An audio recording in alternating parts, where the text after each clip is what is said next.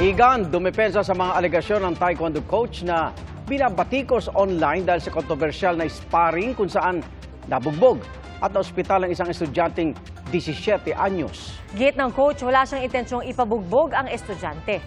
Saksi, si Oscar Oida.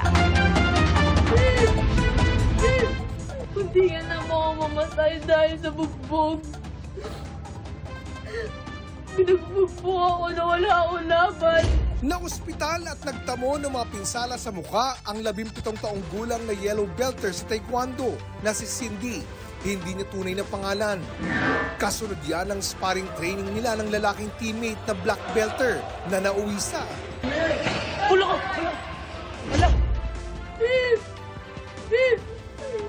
Ang kanyang sinisisi, ang kanyang coach at ayon sa ina ni Cindy, sinadya po dahil may gusto po siya sa anak ko. sa panayam ng digital news website na Archipelago News, sinabi ng taekwondo coach na walang katotohanan ang bintang na may gusto siya kay Cindy. Paliwanag niya sa paghihiyang kumain o di kay magsimba. Kapag alam ko pong may problema yung bata, may ganito, ganyan, may gusto magkwento, ayayin ko talaga.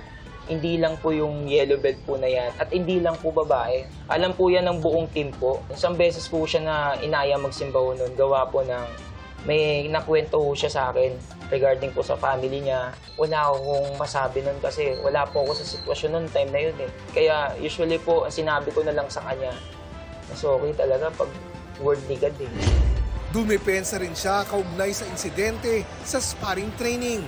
Wala akong intensyon na pabugbog po yung bata. Expected na ho pagdating ho sa taekwondo na matatamaan ko talaga, masasaktan po, na may injury, matutumba. So, lahat po yun, napaka-normal. Expected na ho yun eh. Kasi nga ho, nasa physical sports po tayo. Normal lang daw ang pagtatapat ng isang lalaki at isang babae sa practice sparring kahit hindi sila pareho ng belt.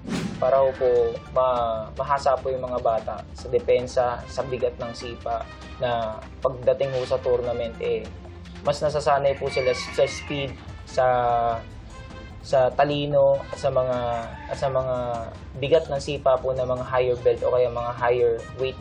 Tinanggi rin niya ang aligasyon na nagselos at nagalit siya nang magdala ng bulaklak ang boyfriend ng dalaga sa isang practice session. Nadiskubre raw niyang may ilang miyembro ng team na nagbulakbol noong araw na yun. Kaya pinagalitan niya ang buong team at hindi lang si Cindy. Nalulungkot ako sir kasi napanood ko yung video, hindi siya to kako. Hindi siya to, kilala niya ako. Ang video ng practice session, ni-review raw ng Philippine Taekwondo Association. Wala raw silang nakitang indikasyon na sinadya at iniutos na bugbugin ang nasabing yellow belter. Ang resulta ng kanilang pagsiyasat, hindi rin daw naiiba sa resulta ng isinagawang imbestigasyon ng Jesus is Lord Colleges Foundation Incorporated. Actually, pag titignan nyo mabuti yung video, hindi naman papunta yung sipa sa muka. It's 2 body kick. Dalawang papunta sa katawan. It's just so happy yung second kick, padulas yung bata. Kaya tumama siguro sa muka. Pero again, dun sa video na pinapanood ko, when I was watching it, hindi ko makita kung paano tumama sa muka kasi nakaharang na yung supposed to being parang nagre-referee sa kanila.